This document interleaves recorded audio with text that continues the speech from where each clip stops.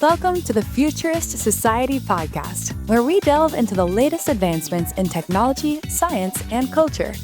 The Futurist Society is your window into all of the awesomeness that the future holds.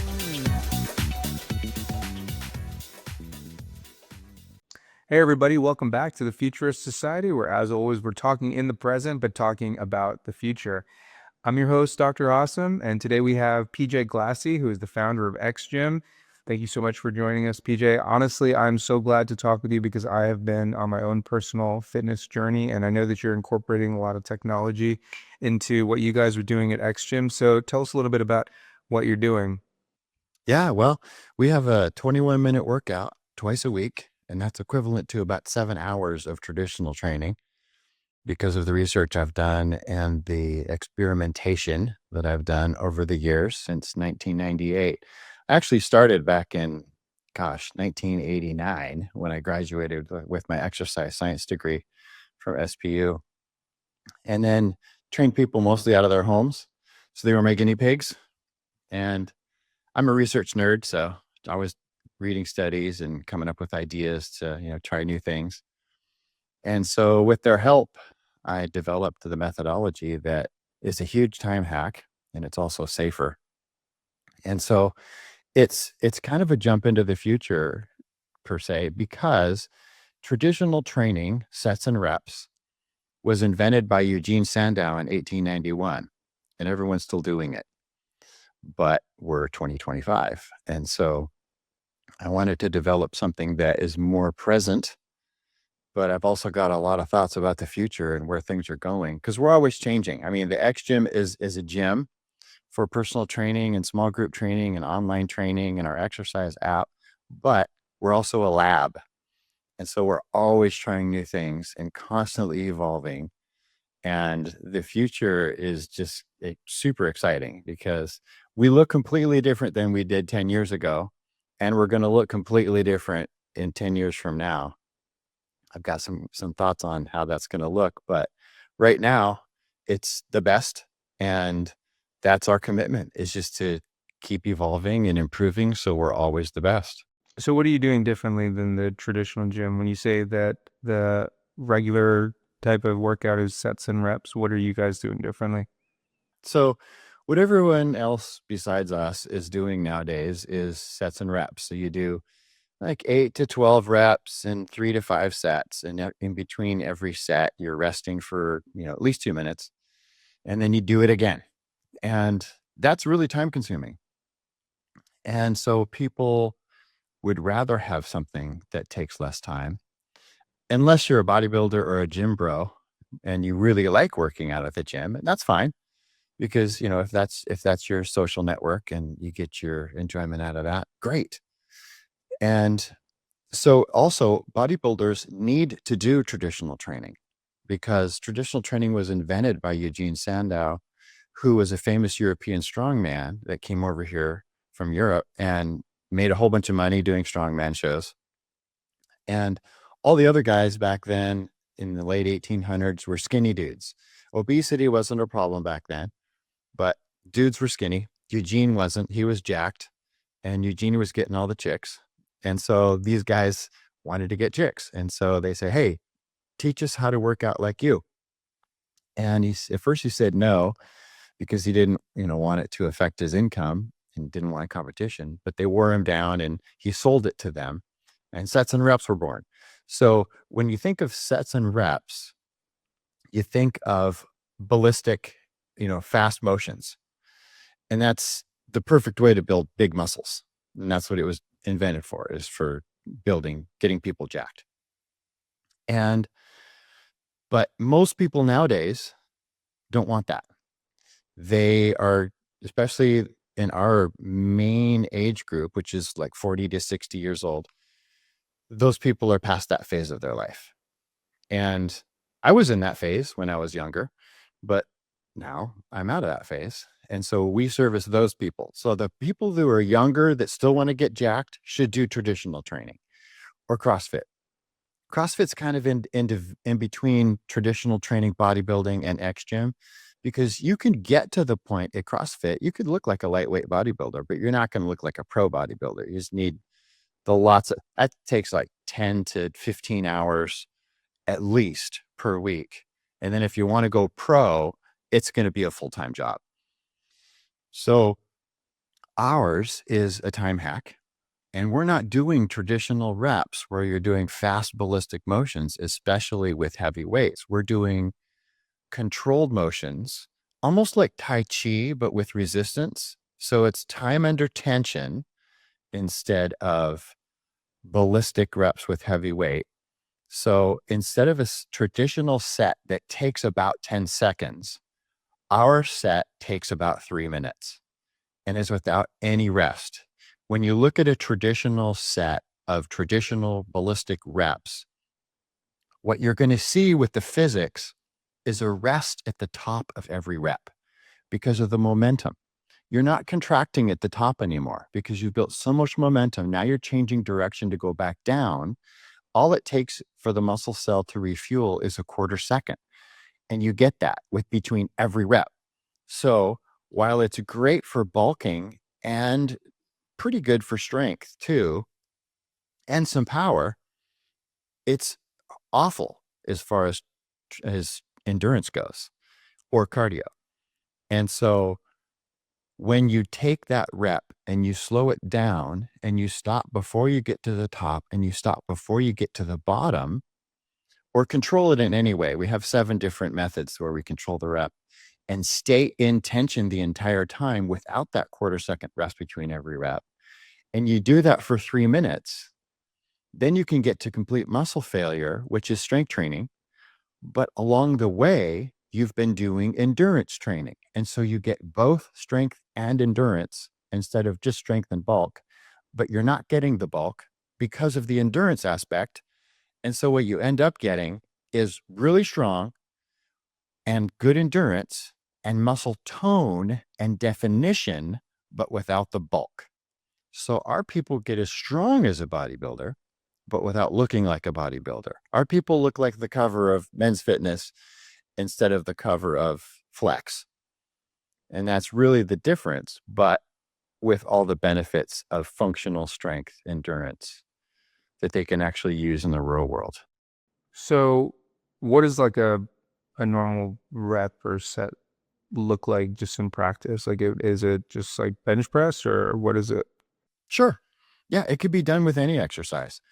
We're more functional, and bench press is pretty functional, but we're using more free motion stuff, like our cable machine that actually has a winch instead of a weight stack, or suspension training. I'm sure you're probably familiar with TRX system. Ours is just different because it uses a climbing rope and prusik knots, but it's kind of the same suspension training idea. And so we're doing free motion stuff, which is a lot more functional in very controlled manner. So one of our methods, the starting method, and the one that I like everybody to try if they're going to sample this kind of methodology and thought process, is to do 7 seconds up, 7 seconds down. So if that were like a bicep curl, for instance, you're going to do it that differently too with form. So let's just say it's a barbell. You can do a barbell bicep curl. Everybody can picture that. What you do is you lean forward a little bit. So you shoot your butt back a little bit. So when you look straight down, you can see your eyes are above your toes. And then you're going to keep your elbows back behind your spine. And then you're going to start the rep where your forearms are 45 degrees up. So they're not straight down, they're up a little bit. Then you're going to take 7 seconds to get to the top. And because your elbows are so far back, even at the top, you're going to be limited in your range. So it looks a little more like this instead of this, like a gym bicep curl. You're stopping here because your forearm runs into your bicep because your elbows are so far back, and you still have tension at the top. And then at the bottom, you come down to 45 degrees. So you still have tension at the bottom, and you take 7 seconds to get to the top and then 7 seconds down to return to the bottom for 3 minutes. Now you're probably, if the weight is, if you've picked the right weight, you're going to be able to go about 2 minutes. And then on that last minute, you're doing splinter techniques because you can't get to the top anymore. So now you're doing pulses, you're doing holds, you're doing alternate, you're doing wrist curls, do these things in this partial rep as high as you can go, maintaining tension, so you can really go beyond failure in a way, a full range of motion failure, and keep going with contraction to get even more muscle fibers involved. So more muscle fibers are benefiting from this endurance and strength that they're getting. But at the end is when it's strength training. When you can't get to the top anymore, now you've moved to strength. Now you're getting power and strength out of it. Whereas up to that point, you're getting more endurance training. So you're really getting both. Or if you wanted to, a push-up, and everybody can do a push-up. There's no equipment required. So you just go down on the floor, and if you can do it from the toes, that's how you start. And then all the way down at the bottom, you're going to start at the bottom where you're lightly touching the floor with your sternum only. So your hips are a little bit piked and your thighs are off the floor. Everything is off the floor except your sternum. And it's a very light touch at the bottom, like 2 pounds.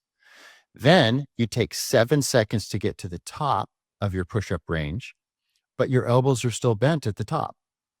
You're not all the way up till arm lockout. They're still bent at the top.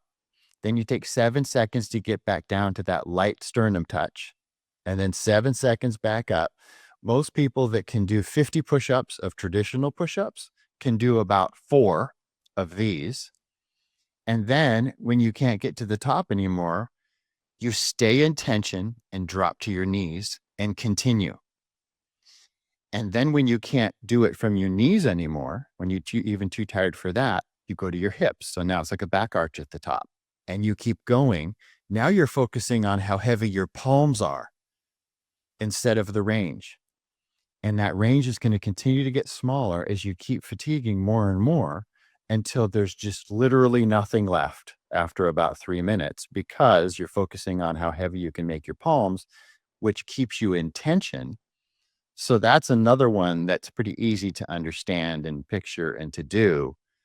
And then that slow motion protocol is our first one. And then the next one is stop motion. So now instead of slow and smooth up and down, you're stopping 7 times along the way. So you're breaking up that same range of motion into 7 different sections where you're stopping. It's usually like an inch-ish, kind of every inch or so you stop. It's a complete stop. It can be as fast or as slow as you want, but it has to be a stop. So it can't be a bounce. And then the other one is more another method, just give you an idea of what I mean by different methods, is mid stops. So you start at the bottom, you go up to the middle, you hold it for 4 seconds, completely still. Then you go quick to the top, back to the middle, hold for 4 seconds, quick to the bottom, up to the middle. So you're only ever stopping in the middle, but it's a little quicker motion to get a little more explosive. And those are 3 of the 7. So cycling through these 7 methods gives you nerve training as well as muscle training, endurance and strength. But the main purpose of that is to keep you in the innervation phase. So it's mostly nerve training. And out of the bulking phase, that's why we switch everybody every 7 weeks. And so our clients are more interested in toning definition and functional fitness and not bulk. So that's why we try to keep them in the innervation phase, which has to happen first before the hypertrophy or bulking phase can happen. And doing that, switching it every 7 weeks by method and exercises keeps them in this innervation phase. So they're toning and defining while getting stronger, but not bulking. What does that mean, the innervation phase? Anytime you do a new movement, your nerves have to learn how to do it. And that takes about 4 to 6 weeks. So switching everybody every 7 weeks, we start flirting with the hypertrophy phase because we have completed the nerve training phase and the nerves have got all their benefits, but we're also toning and defining, and we don't stay in it long enough to start the bulking phase, hypertrophy phase. And so because the innervation phase, the nerve learning phase, has to run its course before the hypertrophy phase can start, we switch it off. So people spend most of the time in the nerve phase. Now, that also increases coordination exponentially. So our people get really good at sports. They get good at the sports that they're already doing. And then sports what they just take up for the first time, they're good just day one and everybody's amazed. Kind of like a gymnast. Gymnasts are really good at any sport they pick up on. They've never played baseball before, but you hand them a bat and a ball and a mitt, and they're going to play really well because they've done this free motion functional fitness all of their life, and their nerves are very highly trained, and they're going to be very precise and very good at new things. Same with our people because of this nerve training effect that we're cycling through. And are you incorporating any technology into this? Yeah. So our technology changes all the time, but some of the stuff that we have right now is a vibration platform, whole body vibration, which is really great for nerve training, but it's kind of like turning up the gravity. So it's kind of like doing exercises on Jupiter, because if you can do 10 push-ups on the floor, you'll be able to do 3 on our vibration platform. So it's a kind of another time hack, but it's also a good nerve hack and a muscle hack. It gets deeper in the muscles. It trains more fibers. And we have what we call our surfboard. It's an electronic board that wobbles. So you're standing on it, or you can do lunges or push-ups or a whole bunch of stuff. And then we have our quadrislide that we invented. It's like a squat machine, but it's attached to the wall with a linear bearing. It goes straight up and down, and the pad is shaped to the curvature of your spine. And so you can come with your feet, come out from the wall, which is a little easier on the knees where people need that.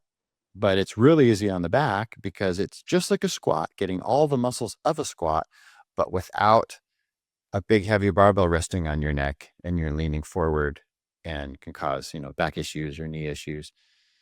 And then my favorite machine is what we call XGym machine. So X because of XGym, and then scream because people scream, and because it's very extreme. So it's kind of a play on 3 different things, but it looks like a traditional machine, a cable machine. But if you were to find this machine in a gym, it would have a weight stack. I took the weight stack out. I put an electric winch in there with a load cell and a digital readout. So instant biofeedback. People can watch it and see how hard they're pulling. And the client has one job: pull as hard as you can the entire time. And then the trainer has the remote to the winch.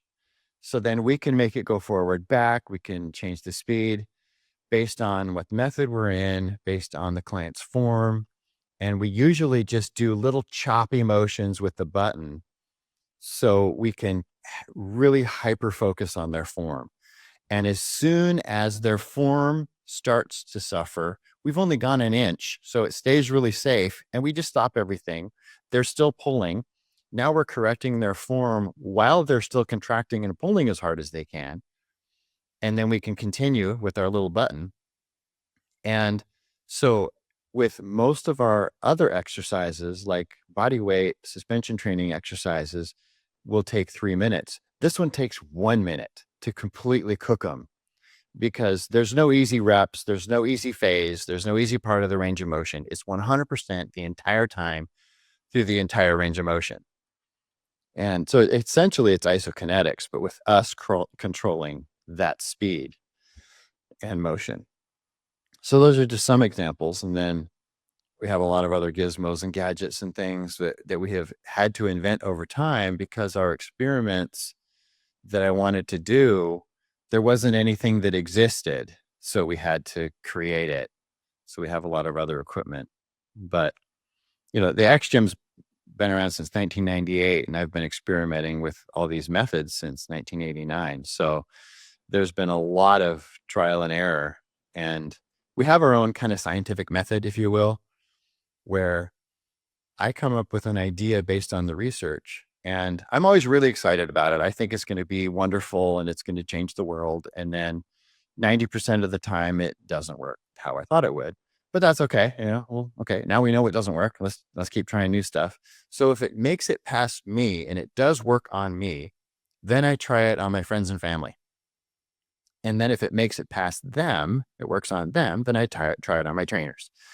And then if it works on them, then I try it on certain members that have been with us for a really long time that are really, they love new stuff and trying things. And then if it works on them, we all sit down and we decide, this as good as one of our methods and splinters, or is this better than one of our methods and splinters? If it's as good, sometimes we'll adopt it into the program because it's a welcome change for everybody. If it's better, sure, we're going to throw something out and replace it with this. And that's the method that we use. And so 99% of the experiments don't make it through all those phases, but the ones that do are amazing. And sometimes we need new technology that we don't have yet. And so we'll create it. And I also use other technology to help with that, like my Athos shirt and shorts, which has electrodes in them that sense the intensity of muscle contractions. And it covers all the major muscles in my body. So I can do an exercise, and a new exercise or a new piece of equipment or whatever it is, and see in real time on the app what's going on and the intensity of the muscles. And a lot of the times I'm surprised because I think it's going to be this, but it's actually that. And so we can refine a lot better that way. And then, just for our own training with certain people and members, depending on their goals, we'll use blood flow restriction cuffs. We'll use the Power Dot electric stim, for certain areas of the muscles that aren't being activated, and lots of different things that do exist that we didn't invent, but, biohacking type stuff that we'll use to get better results. And then, we're doing a lot of fitness testing. We have a $12,000 scale that measures their muscle mass and segments them into different areas of their body, showing fat and muscle mass in those areas. And then we have our PNOA unit where we can very accurately measure VO2 max. So there's a lot of gizmos and gadgets that we have that really kind of isn't on other trainers' radar yet that help us refine and personalize everything for everybody. So wearables are super interesting to me, and I love that idea of having some sort of shirt that measures muscle action potential or contraction, I guess you could say. I'm obviously wearing an Apple Watch. I have a glucose monitor. I think that this is like a relatively new technology that has now been absorbed into the culture. Which one of these do you think is going to have staying power, and where do you see progress happening? Yeah. Well, my favorite wearable is my Apple Watch. I don't wear it much because it's also a phone, the version that I have. And I just don't want a phone attached to my skin and my wrist all day. But when I'm working out, I put it on because it's a good heart rate monitor for me. I used to have to wear a chest strap because for some reason, my Garmin watch and every other watch that I tried didn't take a very good pulse while I was training, especially if I'm using my arms. But this Apple Watch Ultra is remarkably good. And so I don't have to wear a chest strap, which is great. And there are lots of other wearables, which are, a lot of them are really good ideas too. As far as the future goes, I think wearables are here to stay. I think it's going to be a lot more clothing that we're going to be able to wear because that tech is going to get a lot better, and that's going to get a lot better fast. So I think there's also going to be sensors that we can wear. You talked about your CGM. It's probably in your tricep, right? Yes. Mm-hmm. Yeah. And those are great. In the future, it could be a watch that gets it from your sweat, or it could be a patch. And I think one of the really cool things that we can look forward to in the future is AI-powered robotic personal trainers. So they're going to be great spotters. They're going to, they'll with LiDAR or whatever, maybe just visual, they're going to be able to tell your form and when to spot you, how to spot you. And if you think about pairing up the wearables, so the clothing that we mentioned will be a lot better in the future. It'll measure a lot more muscles. It'll be a lot more accurate. And that'll be tied that'll just Bluetooth to the AI robot. And the robot can say, your left bicep, and let's do this. And and here, let me help you with this angle so we can get better. And then that clothing could also have electric stim. So it's sensing muscle contraction, but it can also stimulate with electric impulses. So if your right bicep, it's called a bicep because there's two heads. So if the outside head of your right bicep is lagging behind and your AI robot trainer isn't able to coach you effectively enough because you don't have enough kinesthetic awareness to be able to activate that, boom, now the clothing takes over and gives you a little electric stim to stimulate that. And so the clothing is working with the robot, your spotter, and your coach, and to maximize these workouts and for whatever goals. If it's bodybuilding, great, it's customized for that. If it's our methodology, great, it's customized for that. And then that AI robot could also be a really great personalized nutrition, health, and anti-aging coach because it knows you, it has all your info, all your data. It has your personal nutrition preferences, likes, dislikes, allergies, intolerances. And so it can give you really good specified coaching customized for you. And so it can be that as well. Now it's not all going to be robots because we're pack animals and robots don't scratch the itch we have for relating to each other. So there's going to have to be humans involved, but this AI is going to take over a lot, and it's completely scalable. So I already have an AI page on my website where people can go. It's a chat bot that's programmed with my book and hundreds of my blog posts over the years. So members can go to that page and ask me questions 24/7 365 and get pretty good answers. But this is nothing compared to what it's going to be in 2035. It could be a hologram PJ that they can pull up at home, and they can put me in a chair next to them, and we can be talking in a conversational style about anti-aging coaching, nutrition, health, all sorts of things based on my knowledge base that actually might even be more accurate than me sitting there because I forget stuff, right? I don't remember everything I ever said, but AI PJ does. So, and AI PJ also remembers every single detail about that person, which I can't do. And so the coaching could be incredible, but they're still going to want to interact with a human, with real PJ from time to time, because we have that innate desire for human connection. And there's a certain amount of, we can't explain it yet, but when you're in the room with somebody, there's the energy that you feel that you don't feel with us right now, remote. If we were in the same room doing this podcast, there would be a different feeling.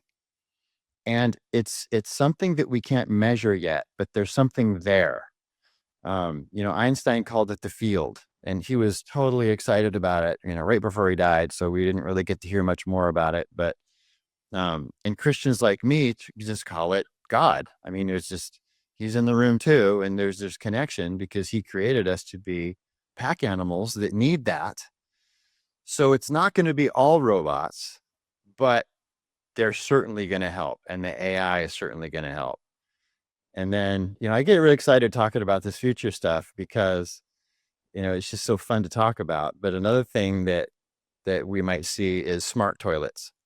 So, when you go to the bathroom and you do your thing, the toilet can be analyzing the poop and the pee and your microbiome because, 25% of your poo weight is actually microbiome from your intestinal tract.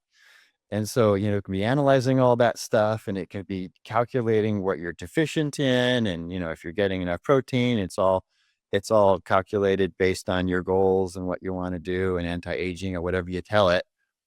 And then heck, there could be even an in-home vitamin dispensary, where it's mixing you liquid vitamins that you can drink, your own custom blend or 3D printing capsules or, whatever.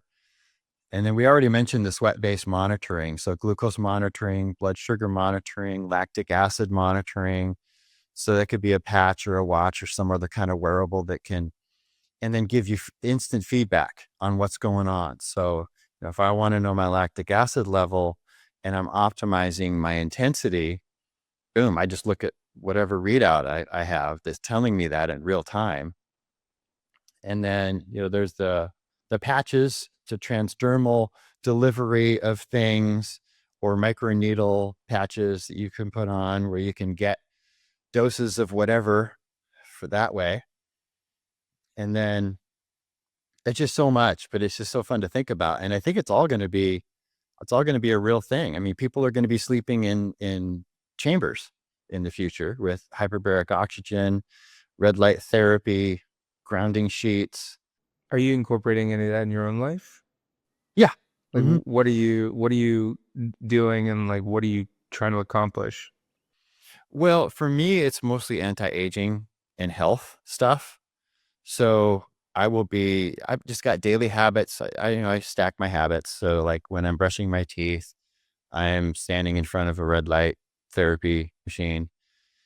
And then if I'm in my sauna, there's infrared and there's other light going on there, plus the heat. And then, I've got a pillowcase that's a grounding pillowcase. So I sleep on that. And if I've got a ache or pain somewhere, like I went too hard and ran too much or whatever it is, then I'll get out my red light pen or I'll use some DMSO. What is DMSO? DMSO is a product there's a lot of different ways to use it. What a lot of people do, they can use it just by itself and it absorbs really fast through the skin. So it kind of gets rid of the skin barrier, and you kind of have to be careful with it, because if you don't know how to use it, and I slather it on my elbow to heal my elbow, and then I put on a brand new long sleeve shirt that hasn't been washed, it's going to suck the dye from my shirt into my bloodstream. So it can be kind of dangerous. So people can't just willy nilly use this stuff. But if I've got a sore muscle because I had a really great workout and I want to get, it's called delayed onset muscle soreness, DOMS, and I want to get rid of DOMS faster, I'll use some DMSO. Rub that on there, and it will absorb quickly into my body and into that muscle, and it helps reduce that soreness. But it can also be a delivery system. So, for instance, if I want to deliver, What does that acronym stand for? The DMSO. I forget. I'd have to look it up, but it's easy to Google. Okay. It's super common. You can even buy it on Amazon. It's not something that's secret or anything. Yeah. Dimethyl something sulfate or something like that. What kind of metrics are you looking for in your own life? Are you focusing on body fat percentage, VO2 max? Like what are you trying to focus on? I am focusing on functional strength and endurance. So VO2 max is a helpful measure. That's why we have our fancy machine that does it really accurately, because it's good for people to know. And body composition is also a helpful measure. And that's why we invested so much in our scale. And I don't really use either of those things anymore, because I kind of know where I am. I mean, I've been doing it for so many years. I know that I'm always between 8 and 10% body fat. Dang, I don't vary that much at all. that's good. I know.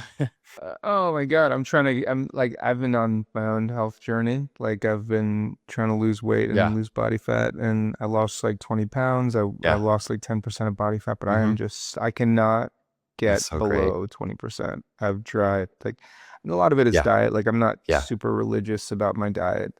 But I'm not super unhealthy either. I have like a meal service that delivers meals to me, but I like to go out to eat. What are your secrets? Like if you could talk specifically about the body fat percentage, because that's something that I'm working on. Yes. So everyone is different. And the main thing with body fat percentage is discipline. So first of all, there's genetics involved. And I have average genetics. And so I have to work harder than somebody who is, really blessed with a mesomorph body type and a really high metabolism, and they can eat whatever they want. We all know those people and we want to punch them in the face, but they exist, and that's a real thing. About 1% of the population out there, until they're in their 60s, can eat whatever they want, and they're just not going to gain any fat. And then there's, the other 10% of the population that can build muscle. They just look at a dumbbell and they get bigger biceps. But I'm not that guy, so I have to work harder at it, and that's just the cards I've been dealt. And some people are on the other end of the spectrum. I'm kind of in the middle of the bell curve, and some people, we talked about the right side of that bell curve, but then the left side of that bell curve are the endomorphs who genetically have a really hard time gaining muscle, but they gain fat really easily, and they have to work harder at it than I do. So you kind of determine where in the bell curve you are, and then you adjust accordingly. And they also, some people are not supposed to have a 6-pack. And so if that's, there's people I know who are my body fat, but they don't have a 6-pack. And they're looking at me and they're saying, well, why do you? We're the exact same body fat, and why don't I? And so, well, genetically, you store fat in different ways in different places. So I got lucky. You're not as lucky. But you're optimally healthy. So just give that up. Give up the 6-pack, because you could get to a 6-pack, but you'd have to be 3% body fat. Now you're not healthy. Now you're going to be cold all the time because you're way below what you should be naturally. And you're going to feel awful, and it's not going to be worth it. So the keys are: find what works for you. I usually recommend the Mediterranean diet for people first, because that's the easiest one. And it works for the majority of people, but not for everybody. And you have to find what works. So that's your first experiment, is the Mediterranean diet. But the experiment has to be very strict. You can't kind of do the Mediterranean diet. It has to be 100% all in for 3 months to determine if it's working for you or not. And what I tell people is, how much you commit depends on what your results end up being. So if you commit 50% to the Mediterranean diet, you'll never know if it's going to work. It probably won't even change you. If you commit 75% to the Mediterranean diet for 3 months, you'll get a little better results if it's the one that's working for you. If you commit 90% to the Mediterranean diet, you'll probably get a good idea if it's working for you or not. But the difference between 90% and 100% is exponential. So if you put all those numbers on a chart, it's exponential. It's not a straight line. So when you go with 100% commitment, now you know. That's the only way you can biohack yourself and do your own controlled experiment, is to go all in and just tell yourself, okay, 3 months, this is what I'm doing. No exceptions, no cheats, to find out if this is going to work for me or not. And the med diet does work for most people. It's great. And it's pretty easy to do. And it's pretty easy to maintain and continue for the rest of your life if it works for you. And it's a good anti-aging diet. Now, the hardest diet to do is the keto. That happens to be what I do. Actually, mine's more modified because I eat more protein than classic keto. But I am that low carb because I have found that's what works for me. For other people, it's a lousy idea because they need more carbs based on their own genetics and metabolism and all that stuff. And for certain age groups, it's a lousy idea. For kids, it's a lousy idea. I mean, we're all born keto, and when we're nursing, we're keto, and that's perfect for a baby.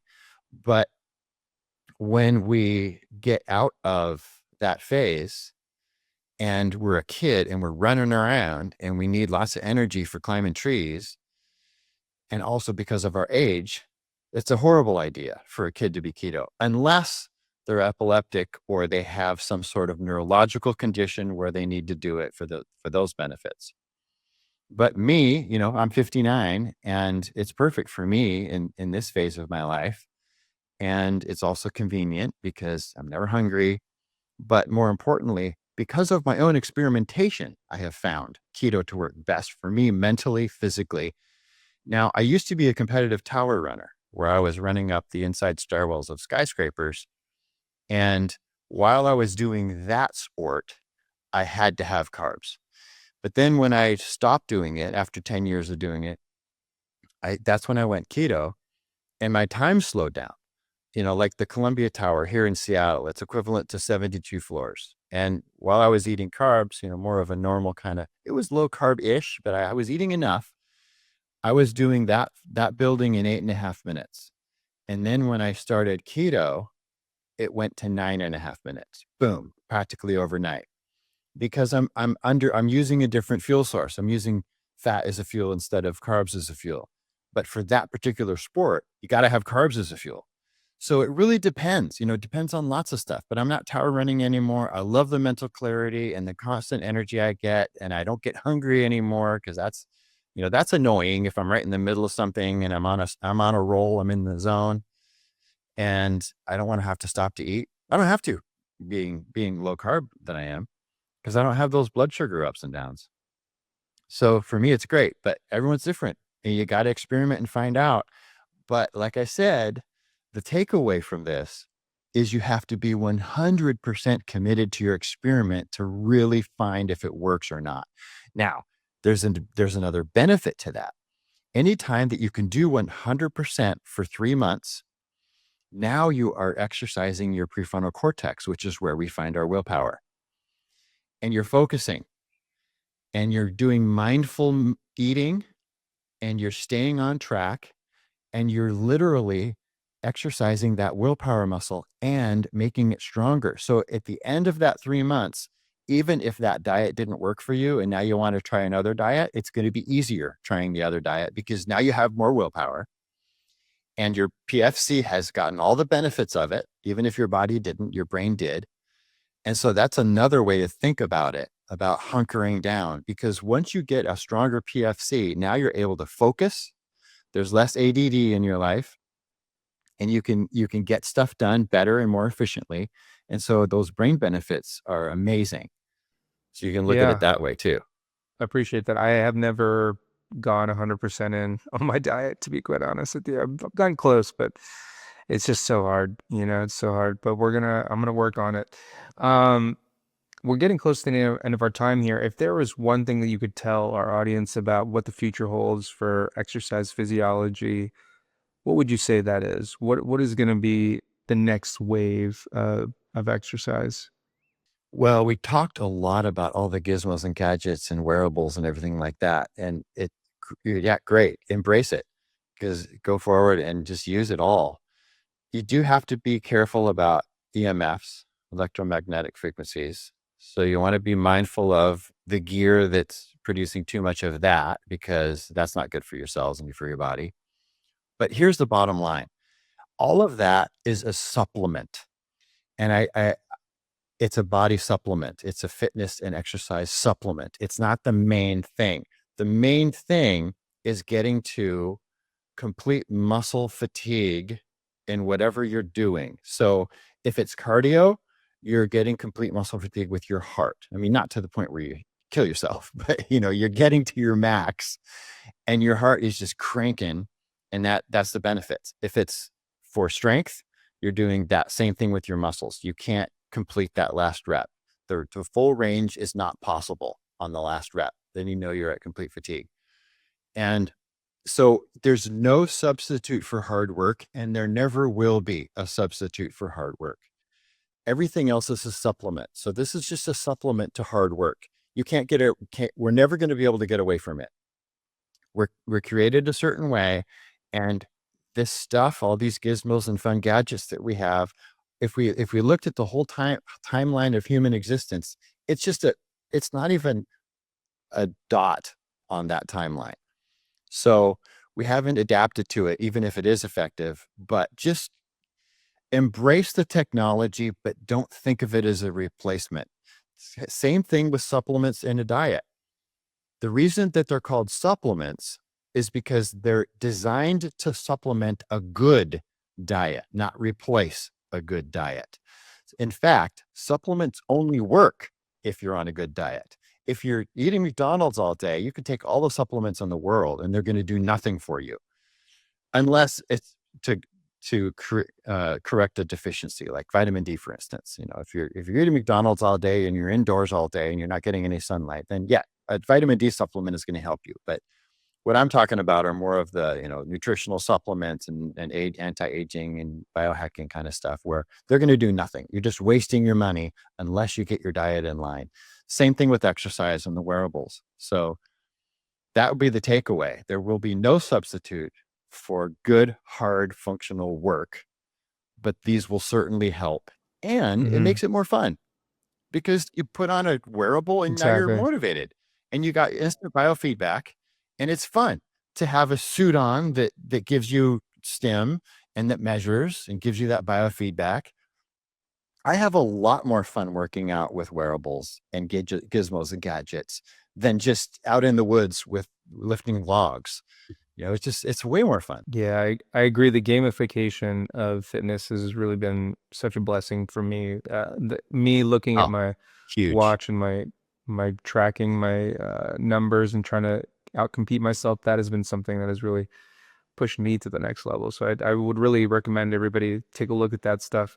But thank you so much, PJ, for being on our show today. I always end with three general questions about, the future, motivation, that kind of stuff, just to see what everybody else is thinking about. The first one of which is, where do you gain your motivation from? A lot of mine comes from science fiction. I'm looking at utopian science fiction as like where I want this future to hold for myself as well as my kids. And for you, it might be something different. So where are you gaining your motivation from? My motivation, I'm getting that daily from my own goals. So my goals are to be a good example so I can help more people. It's just about, I want to help people. And so things like this podcast, it's helping people. And anytime I can have the opportunity to do that is great, but I have to be the shining example because I can't be a super unhealthy, obese guy walking around talking about this stuff. I have to be the example and inspiration. And as far as motivation goes, it's those goals, of course, and I have them posted on my mirror so I'd never forget them. I have them memorized too, but I see them and it triggers the motivation. And then it's every time that I can help people, like right now, it's super fun and I get a dopamine bump. And so I am just trying to find opportunities for dopamine bumps every day to keep me on track and keep me motivated. And it all ties back to my goals. So I would recommend that people do write down their goals and post them and see if they get a dopamine hit from that. If they do, great. Find a way to bump it every day. That's awesome. I really appreciate that. I try to focus on my goals in different ways as well. But once you start achieving that dopamine feedback loop, that's where it really starts becoming fun. So next question is, I know we talked a little bit about what we think the future holds for fitness and for exercise physiology. Where do you hope that it holds for us and for our kids? I feel like I could give you an example of things that I see coming down the pipeline, but that's very different from what I hope comes down the pipeline. What do you hope comes down the pipeline? What I hope is for better health. So, looking and feeling fit is great, but really the bottom line, most important thing is health. So our country is arguably the least healthy country on the planet. Yet we have the most personal trainers of any country on the planet. So that's kind of weird, right? But I think it's because of the junk food and ultra processed foods is so ubiquitous. It's so easy. I mean, anywhere you live in the country, the chances are 1,000 feet from where you are, you can get junk food. And so that's a problem. And it's also highly addictive. But if we can get back, because you go back in time 100 years and we didn't have junk food on every corner and people were healthy. They're way healthier. And so I just want to get back to that. And that's kind of my hope and dream is that we can. And, I've got lots of ideas and ways to do that, but so do other people. But I think if people focus on health instead of getting jacked or how they look, but just say, okay, today I'm going to get a little more healthy than yesterday. And then every time that they lift their fork to their mouth, they're asking a question, is this bite going to make me healthier?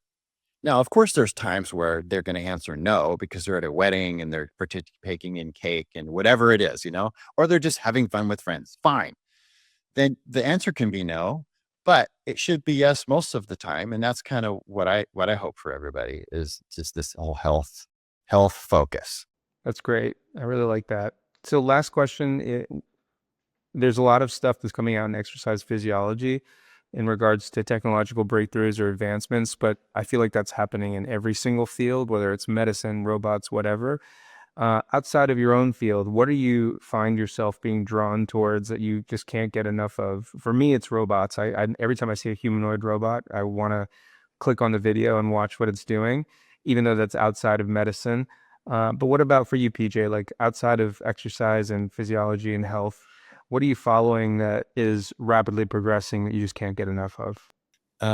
I think I would just have to go with, I'd have to steal your idea because robots are just so fascinating to me I know. and it's so exponential and it's going to continue to be exponential. So we think they're cool now, but next year, oh my gosh. And 5 years from now, wow. So I'm excited to actually get robots for XGym.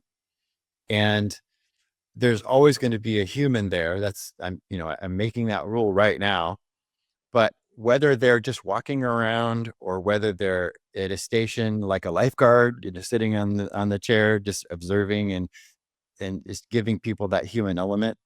But I'm just super excited for that because I think that just could be amazing. And I'm so excited to see the exponential advancement in that field. Yeah, I totally agree. And especially for a robot that can do our dishes or to do Oh my our God. laundry. Oh my God, it's going to Yeah. be great.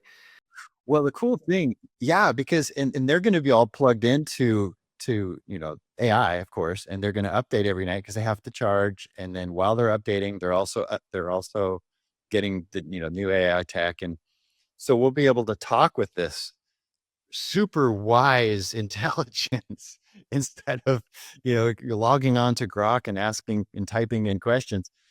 We'll just be having conversations. Now, the scary part of that is, well, there's lots of scary parts, but the thing that I caution people about is don't form a relationship with it because it's not a sentient human. So make sure that you keep treating it. I mean, when I'm using AI, I can be rude sometimes. I'm never polite. That's my rule. I'm never polite. I never say thank you. I never said please. I never say us. I never say we. I constantly make sure that I'm treating it like I would a hammer. It's just a tool, so I don't get sucked in to a relationship with something that's not a human. Good to know. Yeah. I mean, for our AI overlords that are watching this from the future, I've always been nice to you. So just don't be mad at me. Thanks so much, PJ. Thank you so much for joining us. I really appreciate having you on and giving us a little taste of what the future holds in regards to our health. And for those of you guys who are tuning in on a regular basis, if you guys don't mind liking and subscribing, that would really be helpful. Really appreciate it. And for our regular subscribers, I will see you again in the future. Thank you, everybody. Have a good day. We appreciate you taking part in today's episode. Take this chance to reimagine a better future by joining a community of futurists who strive for a remarkable world. Be a part of this growing network and contribute to making the world a more positive place. Visit thefuturistsociety.net and subscribe to the show so you don't miss a drop of hopeful futurism.